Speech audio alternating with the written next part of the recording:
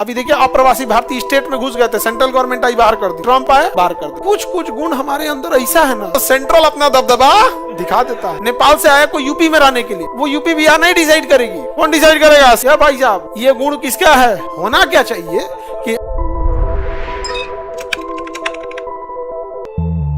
तो हम लोग संघात्मक दिख रहे हैं, लेकिन उसी के अंदर कुछ ना कुछ खतरनाक चीज छुपा हुआ है। किस चीज का? एकात्मक। किसका छुपा हुआ है? एकात्मक का।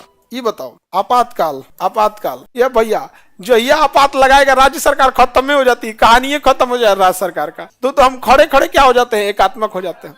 तो हम हैं संघात्मक, लेकिन इसी संघात्मक में हमारे अंदर कुछ ऐसा गुण छुपा है जो किसका होना चाहिए? एकात्मक। किसका? इस देश में रहने वाला हर व्यक्ति किसी ना किसी राज्य में ही रहेगा।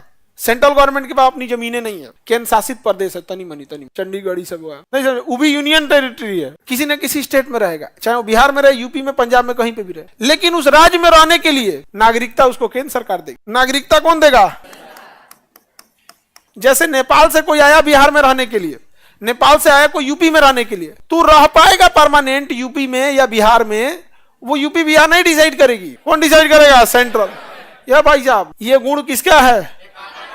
हाँ, होना क्या चाहिए कि आप किसी नेपाली व्यक्ति को नागरिकता दे रहे हैं, होना ये चाहिए संघात्मक के हिसाब से कि आप उसे नागरिकता दे दीजिए। उसके बाद उस नागरिकता का पेपर स्टेट गवर्नमेंट को दीजिए, बिहार सरकार। क्या आप इसे एक्सेप्ट कर रहे हैं? अब बिहार सरकार करे तब उसको दोबारा एक्सेप्ट करे, दोहरी नागरिकता, एक बार सेंट्रल से अप्रूवल, एक बार स्टेट से अप्रूवल। बिहार सरकार कहेगा कि अरे भाई साहब हमारा इतना कंजेशन है, इतना छोटी जनसंख्या, कुछ है ही नहीं है यहाँ इंडस्ट्रीज के नाम पे, आप यूपी में बसा दीजिए ना, बड़ा एरिया इंडस्ट्री दुनिया भर का है। तब वो कहाँ भेजा जाएगा? यूपी में। पता चला दोनों नहीं किया तो सेंट्रल गवर्नमेंट हाथ जोड़ देगी, ना रख तो जा। अमेरिका में ऐसा होता है, अमेरिका में ऐसा होता है। अभी देखिए अप्रवासी भारतीय स्टेट में घुस गए थे, सेंट्रल गवर्नमेंट आई बाहर कर दी, सेंट्रल गवर्नमेंट बाहर कर दी, ट्रम्प आया बाहर कर दिए ना। कोई दिक्कत? तो यूएसए संघात्मक है या नहीं? वो कंप्लीट संघात्मक है। हम लोग भी संघात्मक हैं, लेकिन कुछ कुछ गुण हमारे अंदर ऐसा है ना जो किस चीज का है?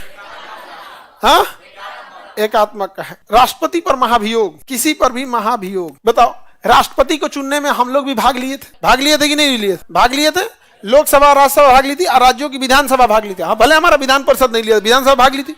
हमने चुन के राष्ट्रपति को भेजा, और राष्ट्रपति कुछ गड़बड़ किया तो ऊपर हटा दिया सब। हम लोग पूछे हमारे राष्ट्रपति, वो हटा दिए लोग, महाभियोग लगा दिए। पता नहीं है क्या तुमको? क्लास नहीं किया, फाउंडेशन क्लास, जाओ खान सर के पास। भेज देंगे किसके पास? हमारे पास। अरे हम क्लास कराएंगे। हम कहने के लिए संघात्मक है। 80% क्या है? संघात्मक, लेकिन 20% एकात्मक। मतलब सेंट्रल अपना दबदबा दिखा देता है। सेंट्रल अपना दबदबा दिखा दे रहा है कि नहीं दिखा दे रहा है? तो ये हो गया आपका। एकात्मक क्या होता है कि जब स्टेट गवर्नमेंट को आप कोई पावर न दे, सारा पावर सेंट्रल को दे दे तो स्टेट गवर्नमेंट होता है। ये छोटे देशों में संभव है, बड़ी जनसंख्या वाले देश में पॉसिबल ही नहीं है, क्योंकि वहाँ पे कल्चर, भाषा, खाना पीना सब अलग हो जाएगा। इसी कारण भारत को संघात्मक फेडरल गवर्नमेंट बनाया गया, जिसमें सेंट्रल गवर्नमेंट को मुख्य मुद्दे दिए गए और ज़्यादा शक्तियाँ दी गई, और स्टेट गवर्नमेंट को कभी भाषा के आधार पर, कभी कल्चर के आधार पर, कभी जनजाति के आधार पर अलग अलग स्टेट समय के साथ बढ़ते गए। लेकिन कई ऐसे जगह गए कि हम संघात्मक होते हुए भी संघात्मक नियमों का पालन न करते हुए स्टेट से शक्तियां छीन लिए।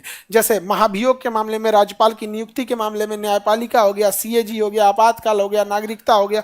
ये क्या चीज है? हम लोग एकात्मक गुण है। जबकि संघात्मक के एकहरी नागरिकता नहीं होती है। कैसी होती है? दोहरी नागरिकता। कैसी नागरिकता होती है? दोहरी। जब 370 लागू था तो कश्मीर में भी दोहरी नागरिकता था। वो भारत के नागरिक के साथ साथ कश्मीर का भी नागरिक होता था।